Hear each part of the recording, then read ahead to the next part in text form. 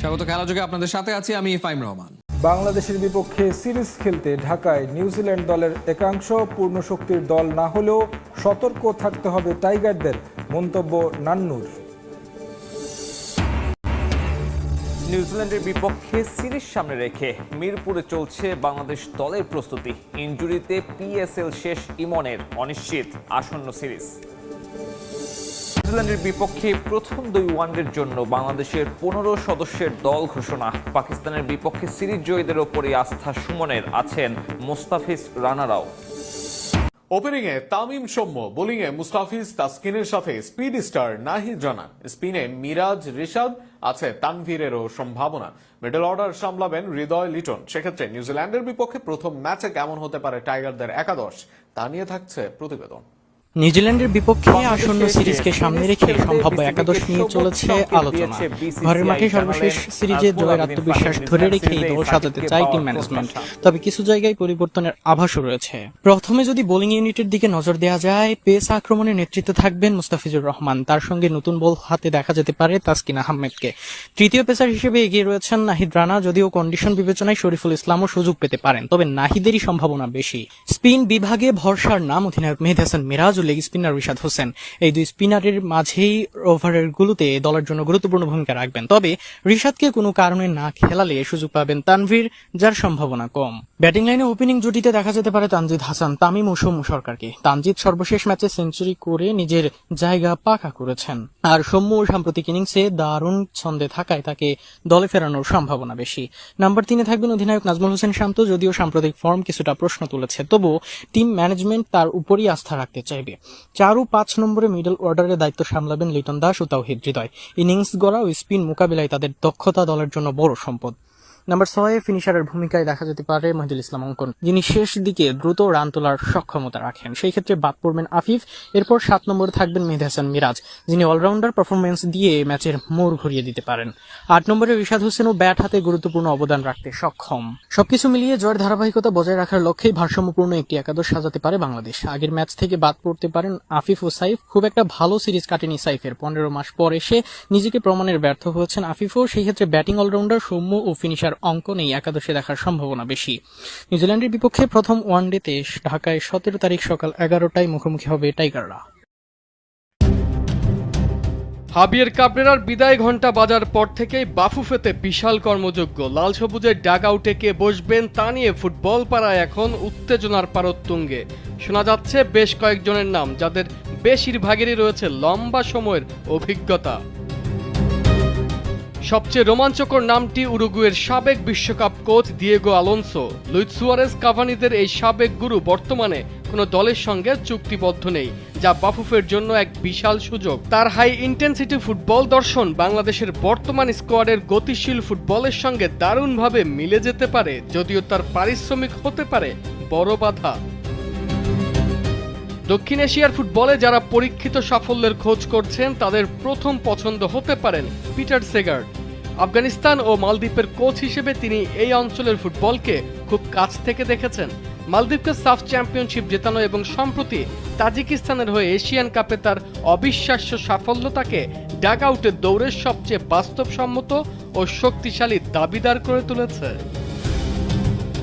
একইভাবে আলোচনায় আছেন ইগর স্টিমাচ, যার ভারতের কোচ হিসেবে দীর্ঘ অভিজ্ঞতা বাংলাদেশের জন্য বড় সম্পদ হতে পারে। দক্ষিণ এশিয়ার কন্ডিশন এবং প্রতিপক্ষ দলগুলোর দুর্বলতা তার নখদর্পণে থাকায় তাকে নিয়োগ দেওয়ার সম্ভাবনাও উড়িয়ে দেয়া যাচ্ছে না। আধুনিক স্প্যানিশ ফুটবলের কৌশলী ছোঁয়া যদি বাফুফে চায়, তবে সার্জিও লোবেরা এবং আলেহান্দ্রো মেনেন্দেস হতে পারেন সেরা বিকল্প। বার্সেলোনা ইউথ টিম থেকে আসা লোবেরা ভারতের মোহনবাগানে যেভাবে সাফল্য পেয়েছেন, তাতে তার ট্যাকটিক্স ফুটবলারদের কৌশলী করে তুলবে। অন্যদিকে রিয়াল মাদ্রিদ ইউথ টিম ও ইস্ট বেঙ্গলের সাবেক কোচ মেনেন্দেস বর্তমানে ফ্রি এজেন্ট থাকায় তার নামটিও বেশ গুরুত্বের সঙ্গে বিবেচিত হচ্ছে। তবে ঘরের মাঠে কোচ হিসেবে সবচেয়ে সুবিধাজনক অবস্থানে আছেন পিটার বাটলার। বাংলাদেশের নারী দল ও এলিট একাডেমির সাফল্যের রূপকার হিসেবে তিনি ইতোমধ্যেই নিজের সামর্থ্যের প্রমাণ দিয়েছেন।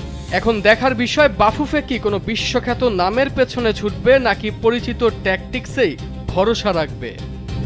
অর্থাৎ পাকিস্তান সিরিজ থেকে কোনো পরিবর্তন আমরা দেখতে পাই নাই, যেটাকে ব্যক্তিগতভাবে আমি মনে করছি যে একটা পজিটিভ উদ্যোগের জায়গা। কারণটা হচ্ছে এর আগের সিরিজে এরকম 4 জন ক্রিকেটার ছিলেন যে 4 জন ক্রিকেটার কোনো ম্যাচে খেলার সুযোগ পান নাই।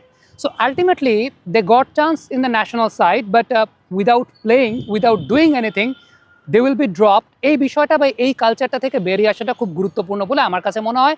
ধরেন মাহিদুল ইসলাম অঙ্কন, ডেফিনেটলি তার সাম্প্রতিক সময় ঘরোয়া ক্রিকেটের পারফরমেন্স কিংবা ইন্টারন্যাশনাল ক্রিকেটে তাকে যখন নেওয়া হয়েছে, his performance was not up to the mark, সেটা আমরা সবাই জানি। বাট ডেফিনেটলি কোনো একটা কারণে হয়তো বা আগের সিলেকশন প্যানেল তাকে দলে নিয়েছিলেন, তার মধ্যে এমন কোনো কোয়ালিটি আছে যে কোয়ালিটিটা হতে পারে এরকম যে উইলিংনেস টু ইমপ্রুভ হিমসেলফ, তিনি হয়তো বা প্র্যাকটিসে ইমপ্রুভ করতে পেরেছেন, যে কারণে তাকে নেওয়া হয়েছিল। এখন ফ্যাক্টের জায়গাটা হচ্ছে তিনি তো কোনো ম্যাচ খেলেন নাই, এখন হঠাৎ করে আপনি তাকে নিয়েছেন, আবার হঠাৎ করে তাকে আপনি বাদ দিবেন, এই কালচারটা থেকে বেরিয়ে আসাটা খুব গুরুত্বপূর্ণ। আমার কাছে মনে হয় বর্তমান সিলেকশন প্যানেল এক্স্যাক্ট কাজটাই করেছে, যে রেখেছে তাদেরকে দলে। যদি এরকম কোনো ঘটনা ঘটে যে ঠিক আছে বাংলাদেশ 2টা ম্যাচ জিতে গেল, পরপর 2টা ম্যাচ জিতে যাওয়ার পর 3 নম্বর ম্যাচে সেই সুযোগটা থাকছে যে now you can experiment, you can see your backup bench, you can see your reserve bench, ওই সময়টাতে যাতে এই প্লেয়ারদেরকে দেখতে পারে। আদারওয়াইজ অনেকে হয়তো বা বলতে চাইবেন সেটা হচ্ছে নিউজিল্যান্ডের টিমটা ডেফিনেটলি আমরা বলতে পারবো না যে best shaped New Zealand team for ওডিআইস, but যে টিমটাই আসছে এই টিমের 5 জন ক্রিকেটার এর আগে ইন্ডিয়া ট্যুর করে গেছেন, 4 জন ক্রিকেটার এর আগে পাকিস্তানের সঙ্গে সিরিজ খেলেছেন। সো সাবকন্টিনেন্টে নিউজিল্যান্ড কিন্তু মোটামুটি এই শেপের টিম নিয়ে খেলতে আসে, এবং তারা যে কাজটা করার চেষ্টা করে যে ডিফারেন্ট কন্ডিশনে different kind of team build করার চেষ্টা করে। হ্যাঁ, বড় টুর্নামেন্টে বা বড় আসরের জন্য তারা তাদের একটা টিম বেসিক কম্বিনেশন রাখে, কিন্তু ওই বেসিক কম্বিনেশনে যাতে 2-1 জন প্লেয়ার ইনক্লুড হতে পারে সেই কারণে দ্বিপাক্ষিক সিরিজগুলোতে কিন্তু তারা বিভিন্ন প্লেয়ারদেরকে সুযোগ দেয় কন্ডিশন বিবেচনা করে বা কন্ডিশনের উপর বেস করে। সো আমার কাছে মনে হয় যে এই জিনিসগুলো কিন্তু আমাদের ফলো করার ব্যাপার আছে, বিশেষ করে অ্যাওয়ে ট্যুরগুলোতে। কিন্তু আমি এই পার্টিকুলার সিরিজটা নিয়ে যদি কথা বলতে চাই যে ডেফিনেটলি বাংলাদেশ টিমের মধ্যে they have very healthy competition up front. বিশেষ করে আপনি যদি ওপেনিং কম্বিনেশন চিন্তা করেন, লট অফ পিপল থিঙ্ক যে Soumya Sarkar deserves to be there in the best 11। I also believe যে সৌম্য সরকার বেস্ট 11-এ থাকার ডিজার্ভ করেন। বাট আপনি একটু চিন্তা করে দেখেন, লেফট হ্যান্ড রাইট হ্যান্ড কম্বিনেশনটাকে যদি বাংলাদেশ টিম বিবেচনা করে থাকে, সো সৌম্য সরকারকে যিনি রিপ্লেস করেছেন Tanzid Hasan Tamim, he also scored a century.